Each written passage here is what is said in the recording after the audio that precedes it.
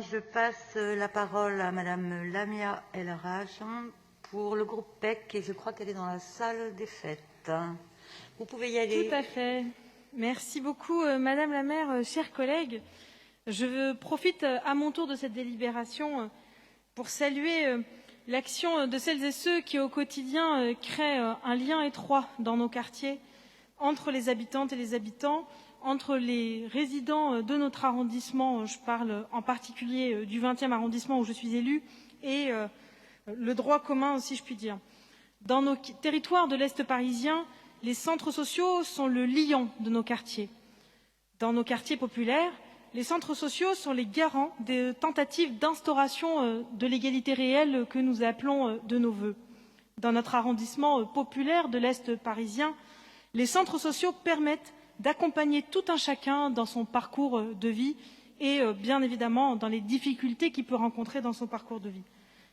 Pour ma part, ça a été évoqué précédemment, mais je suis fière que la ville de Paris fasse le choix de soutenir davantage les centres sociaux.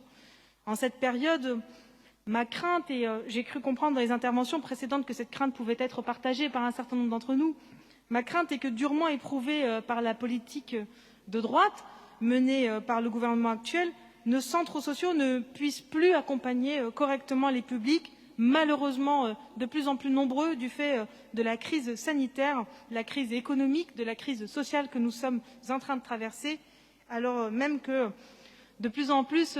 d'habitantes et d'habitants ont besoin d'être accompagnés dans cette période ô combien difficile que nous traversons. Donc je pense que c'est important que nous puissions maintenir un haut niveau d'accompagnement de ces centres sociaux pour leur permettre de continuer d'exercer sereinement leur accompagnement et leur action au quotidien, au plus près de nos quartiers. Aide aux devoirs, cours de langue, soutien à la parentalité, accompagnement et accès aux droits sont autant de chantiers où salariés et bénévoles s'investissent au quotidien, tout en garantissant dans un cadre républicain et respectueux de tous,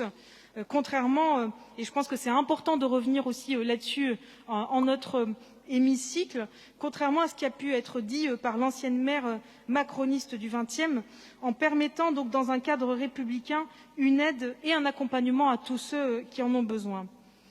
Archipélia, René de Ménilmontant, Dumas Réunion Étincelle, Soleil Blaise ou la 20e chaise, aujourd'hui concernés par le renouvellement de la Convention, je tiens à bien évidemment les saluer, les remercier pour leur engagement et pour le rayon de soleil qu'ils projettent régulièrement sur le 20e et pour tous ceux qui en ont besoin. En espérant,